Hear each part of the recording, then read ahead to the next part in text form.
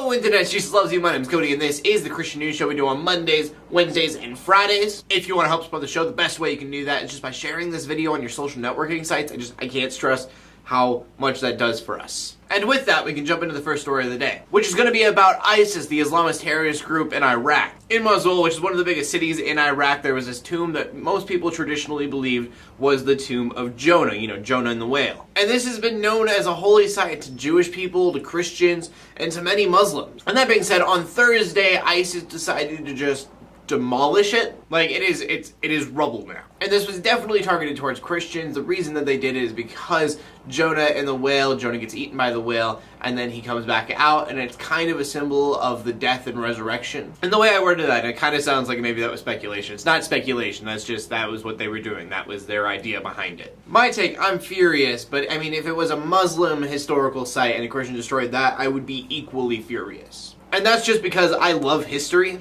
And so to hear that something historical like that is now gone kind of frustrates me. So yeah, I guess it's not something that's life-changing for you guys, but it is something you probably should be aware of and possibly be a little bit angry about, even though we really can't do anything about it. And our next story is something else that's going to make you angry, because apparently I just want to start a riot. And that is a show on Adult Swim that's not animated called Black Jesus. And it's about this guy who may or may not be Jesus living in Compton Gardens. And he dresses up like Jesus, and some people think he is Jesus, some people think he's just a crazy guy who thinks he's Jesus. He curses a lot, he drinks a lot, and apparently he smokes all the weed. And it's supposed to be a comedy, but it just looks awful. And so I've watched this trailer a couple times. If you want to check it out, it's in the description below. Again, it's very vulgar. But it's one of those things, my immediate thought was, how did nobody catch this and go, do you think that might be a bit offensive? Like, I just have a hard time believing that didn't cross anybody's mind during the entire production of the show. And usually I don't get into stuff like this and get offended. I'm just, let people live the way they want to live. They want to say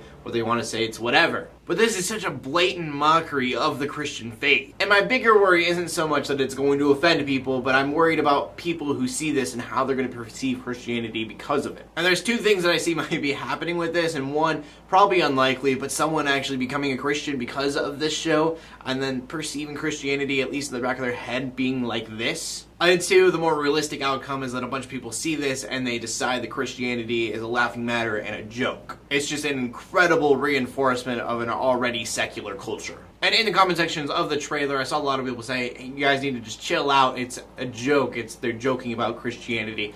But they're making a mockery, and I think that is two different things. But anyways, we go to our final story of the day, which takes place in Libya. There we have two Americans who were working for Samaritan's Purse, one a doctor and the other his colleague. And they are part of more than 1,100 people who have been infected by Ebola. And with this case alone, it has killed 660 people so far. And health officials are saying that this is the biggest outbreak that the world has ever had. They were taking extreme caution while trying to treat all these other patients, but just prayers up to them and everybody else that's being affected. I know that I'm really bad at putting the saddest story of the day ever at the very end of the videos, but I didn't want to talk about that and then Black Jesus, because that would be weird. So again, just prayers out to them. This is kind of a huge deal. Hopefully everything gets sorted out and everything becomes at least better. And for that, we go to the question of the day, and I'm going to go back to Black Jesus because I know it was supposed to be a comedy. Who is your favorite actual comedian? Mine would definitely be Brad Stein. He's actually a Christian comedian, so that's pretty cool, but he's hilarious. You really should check him out if you've never heard of him. Even though I don't agree with everything that he says, it's still proof that Christians can be funny. And it doesn't have to be a Christian comedian. It can be any comedian